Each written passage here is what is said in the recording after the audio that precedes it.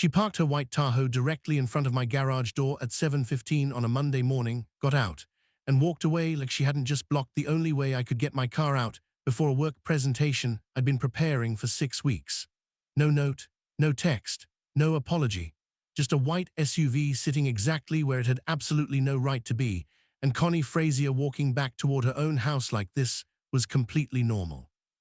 I stood in my driveway for about 45 seconds processing what I was looking at. Then I made 2 phone calls. The first one was to a tow company. The second one was to confirm the destination, and when Connie Frazier finally found her Tahoe 3 hours later, it wasn't parked in front of my garage anymore. It was sitting in a municipal impound facility 11 miles away, behind a locked fence, surrounded by other vehicles that had also made the mistake of being somewhere they had no business being. My name is Joel Whittaker. I'm 44 years old, and I live in a townhome development called Ridgemont Park in a suburb just outside Nashville, Tennessee. I've been here for 6 years, and the specific physical layout of Ridgemont Park is essential to understanding everything that happened, so I want to describe it carefully. Ridgemont Park is a community of about 90 townhome units arranged in groups of 4 to 6 attached homes, each group sharing a common wall structure and facing a private internal road that runs through the development. Each townhome has a single-car garage that opens directly onto this internal road, with a small apron of roughly 8 feet of concrete between the garage door and the road's edge. I want to be absolutely specific about this. There is no dedicated parking lane in front of the garages. The internal road is the only road in the development beyond a small visitor parking lot near the community entrance, and the road is the only thing separating any garage from any other garage across the way. If a vehicle is parked directly in front of someone's garage door on this road, that garage is completely inaccessible. There is no way around it, no alternate exit, no secondary garage door. The garage is simply blocked, fully and completely, for as long as that vehicle remains. This detail, the complete, total nature of any blockage in front of a Ridgemont Park garage door, becomes critically important to how seriously the Ridgemont Park HOA's own governing documents treat unauthorized parking in front of garages, and how seriously the City of Nashville's traffic and parking code treats it on private roads that serve as primary access routes. The Ridgemont Park HOA operates under a fairly detailed set of governing documents that explicitly and specifically prohibit parking in front of any unit's garage door, for any reason, at any time, including by the unit's own residents, who are expected to either park inside their garage, in their own assigned visitor space if they have one, or in the development's communal visitor lot near the entrance. This rule is not ambiguous, tucked in a footnote, or open to interpretation. It exists in the HOA's own documentation as a specific named prohibition with explicit enforcement language, stating that vehicles in violation are subject to towing at the owner's expense. Connie Frazier had been HOA president at Ridgemont Park for about 18 months before the incident I'm about to describe. She'd lived in the development for roughly 4 years, occupying a townhome directly across the internal road from mine, meaning her unit's garage faced my garage, with the internal road between us in the most direct way possible within the development's layout. My relationship with Connie prior to this incident had been increasingly strained. The specific friction had centered primarily on a small vegetable garden I maintained in the small patio area behind my unit, a patio garden that, under the HOA's actual governing documents, was entirely permitted, but that Connie had repeatedly characterized in informal conversations, and even in one written HOA notice, as creating an undesirable aesthetic. I had pushed back on this position in writing, citing the specific governing document provision that explicitly permitted rear patio gardens, and the matter had been resolved in my favor after I escalated it to the full HOA board rather than accepting Connie's unilateral assessment. This resolved dispute, I believe, provided the underlying context for what happened on that Monday morning. The Monday morning this happened was not just any ordinary workday for me. I had a major product presentation scheduled at 9:30, the culmination of a 6-week preparation process involving my sales team and several key client stakeholders. The kind of presentation where being late isn't simply an inconvenience, but a genuinely significant professional problem. I'd set my alarm for 6:15, allowing myself plenty of time to dress, have coffee, review my materials one final time, and leave by 7:30 for the 45-minute drive to our client's office. I finished getting ready, loaded my presentation materials into my car bag, and walked out my front door at 7:14 to find Connie's white Chevrolet Tahoe parked directly, completely in front of my garage door. I want to describe the physical reality of this blockage with complete precision. Connie's Tahoe was centered directly in front of my garage door, equidistant from both sides, positioned with its rear bumper approximately 2 feet from the door's surface, not parked carelessly near my garage, not half on half off a neighbor's space, but parked with a specific, deliberate alignment that made any possibility of opening my garage door and getting a car out completely impossible. Connie's own unit was across the road. Her lights were on. She was home. I knocked on her door, no answer. I knocked again more firmly, no answer. Then I walked back to my own unit, went inside, pulled up the number for a tow company I had saved in my phone since moving into Ridgemont Park, the specific HOA designated towing contractor that the governing documents enforcement provision explicitly referenced, and made my first phone call. The company I called was a licensed, bonded towing service that had a formal contractual relationship with the Ridgemont Park HOA specifically for the purpose of enforcing the development's parking provisions. This was not some random tow company I'd called to have a neighbor's car removed on my own private initiative. It was the specific HOA-designated towing contractor that the governing documents enforcement provision explicitly referenced. I identified myself as a Ridgemont Park resident, gave my specific unit address, stated that a vehicle was blocking my garage door in direct violation of Ridgemont Park's HOA parking provisions, and gave the Tahoe's license, plate number, and description. The dispatcher asked me 2 questions. Was I the resident whose garage was being blocked? Yes. Was the vehicle blocking a garage door as defined under Ridgemont Park's parking enforcement agreement with the towing company? Yes, completely and totally. She told me a driver would be there within 25 to 35 minutes. I made my second phone call to my sales team lead, explaining I had an unavoidable access issue at my home and requesting that the client be informed there might be a brief delay in my arrival, but that I would be there as close to 9:30 as possible. The tow truck arrived in 22 minutes. The driver, a professional and entirely businesslike man named Warren, walked up, confirmed the situation and the address, took photographs of the vehicle's position relative to the garage door, standard procedure for any dispute avoidance purposes, logged the plate number, and within about 8 minutes had the Tahoe loaded and was pulling it out of the development. I watched this happen from my own front step. At no point during this process did Connie emerge from her unit, despite the tow truck's presence being neither small nor quiet, and despite the whole process being clearly visible from her front windows. The moment the Tahoe was clear of my garage, I opened my door, backed my car out, and left for my presentation. I arrived at the client's office at 9:27, 3 minutes ahead of schedule. The tow company's designated impound facility for Ridgemont Park enforcement tows was a city-contracted municipal impound lot located approximately 11 miles from Ridgemont Park, in an industrial area on the far side of Nashville. This was not a private storage lot a few blocks away. It was a secured, municipal facility with specific retrieval hours, a formal fees and fines structure, and a process for retrieval that involved presenting identification, paying the towing fee, paying the impound daily storage fee, and waiting for the lot staff to process the release. What HAPPNED while I was ATMY presentation. I gave my presentation. It went well, all 6 weeks of preparation delivered reasonably smoothly, the clients were engaged, and the overall meeting concluded with the kind of forward momentum that makes a difficult preparation process feel worthwhile.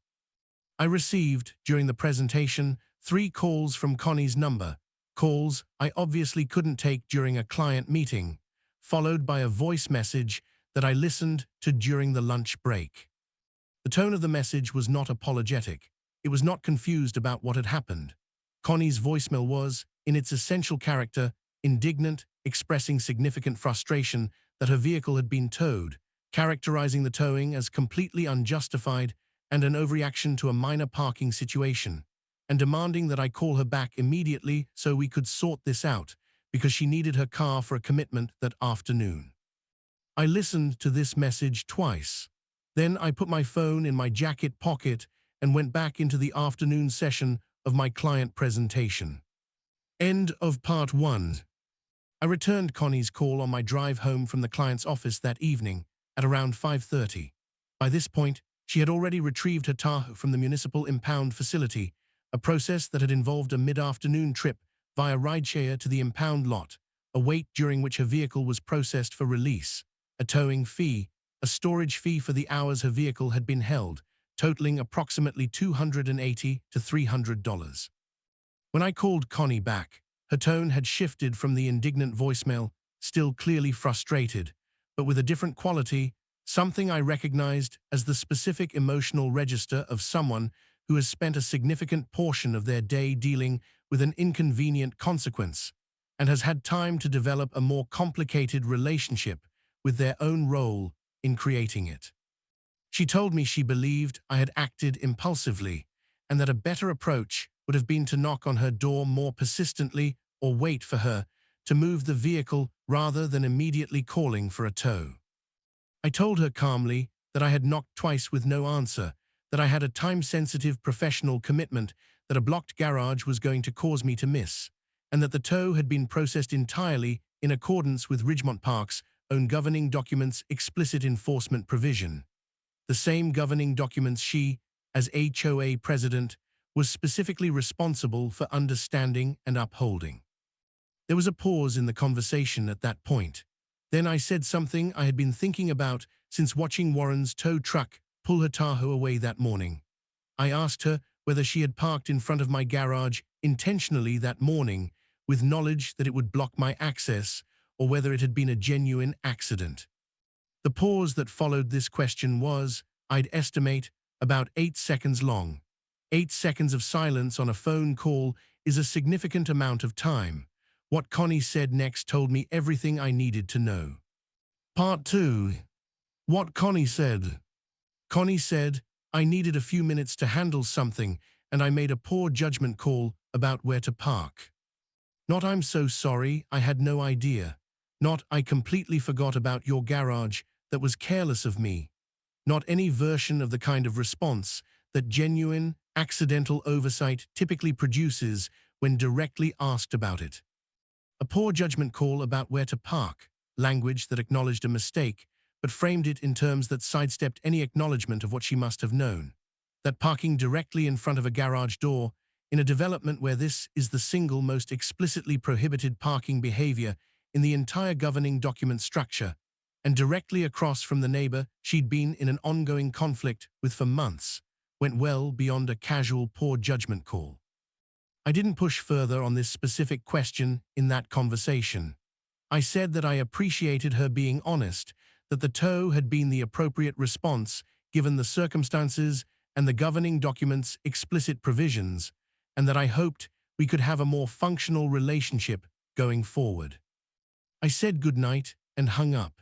I sat in my car in my own garage for a few minutes, thinking about whether the situation as it had played out was an adequate accountability outcome, or whether there was something more appropriate given the full context. Consulting the HOA board. I decided, over the following few days, that the appropriate next step was to bring the matter directly to the full HOA board, not to Connie as president, since she was obviously the subject of the concern, but to the other 4 board members who served alongside her. I requested, through the HOA's formal communication channel, a brief presentation slot at the next monthly board meeting to raise a concern about HOA leadership conduct. This was a standard, entirely proper process under Ridgemont Park's governing documents, which explicitly provided for resident concerns to be heard at monthly board meetings. I brought full documentation, photographs of Connie's Tahoe parked in front of my garage, taken during the 22 minutes between my call to the tow company and Warren's arrival, clearly showing the vehicle's deliberate, centered positioning in direct violation of the governing document's specific prohibition. I had the tow company's formal incident record. I had my own phone records showing the time of my calls to the tow company and to my sales team, establishing the timeline and the professional context. And I had a brief timeline of the prior friction between Connie and myself, specifically the HOA notice about my patio garden, my written response, the board's ultimate resolution in my favor, and the specific chronological proximity of that resolved dispute to the garage parking incident. I presented all of this to the 4 non-Connie board members in about 15 minutes. Connie was present, as required for a board meeting, and sat at the end of the table with an expression somewhere between resignation and carefully maintained composure. The board's reaction. A board member named Gerald Ochoa, who had been on the board for several years, and was, by general neighborhood reputation, the most practically minded and procedurally rigorous member of the group, asked me directly after my presentation whether I was seeking any specific action from the board or was primarily wanting the situation on the record. I told him both, that I wanted the incident formally documented in the board's records, specifically given Connie's role as HOA president and the specific irony of the development's own parking enforcement provision being what ultimately resolved the situation, and that I was seeking some formal acknowledgement from the board that this kind of incident was not an acceptable pattern for HOA leadership conduct. Gerald asked Connie directly whether she had anything to say in response to what I'd presented. Connie's response was brief. She said she had made a poor decision that morning about where to park, that it had been a genuine mistake without any specific intent, and that she regretted the inconvenience it had caused me given my professional obligations that day. The board members spent a few minutes in quiet conversation among themselves before Gerald spoke again. He said the board would be formally documenting the incident in its records, that a formal note would be placed in Connie's HOA president file acknowledging the parking violation and the subsequent towing, and that the board considered the matter resolved given the governing document's provisions having been properly applied, and the impound fees representing the specific financial accountability the documents established for this kind of violation. He also said the board would be sending a community-wide reminder about the garage parking prohibition, using the incident, without naming either party, as a timely reminder that the provision was actively enforced and that no exception existed for temporary or brief parking in front of garage doors under any circumstances. Connie's remaining term and what followed. Connie completed her HOA president term, which had about 10 months remaining at the time of the board meeting, without any further incidents involving my property or any similar patterns with other residents that I became aware of. I want to be specific about the quality of our relationship in those 10 remaining months. We were not warm. We did not become friends. The level of our interactions consisted primarily of the minimal, civil acknowledgement that adult neighbors in a relatively small development naturally maintain, simply because avoiding each other entirely would itself be awkward and childish. But we also did not have any further confrontations, any further HOA notices regarding my patio garden or any other aspect of my unit, and no further incidents involving parking, access, or any other specific point of friction between our two households. When Connie's term concluded, she chose not to seek re-election to the board. Gerald Ochoa became the new HOA president, and the Ridgemont Park HOA has, from everything I can observe, operated considerably less dramatically since that transition. The impound lot and the principle.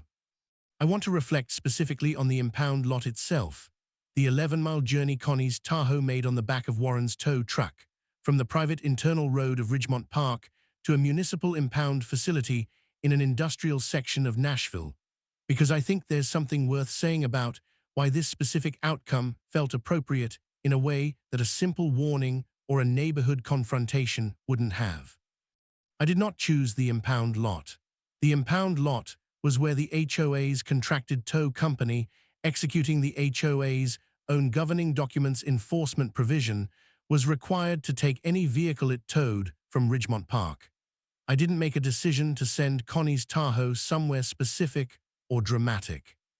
I made a decision to use the mechanism that Ridgemont Park's own rules had established, operated by the contractor Ridgemont Park's HOA had hired, to address a violation of a provision that Ridgemont Park's HOA, under Connie's own presidency, was specifically responsible for upholding.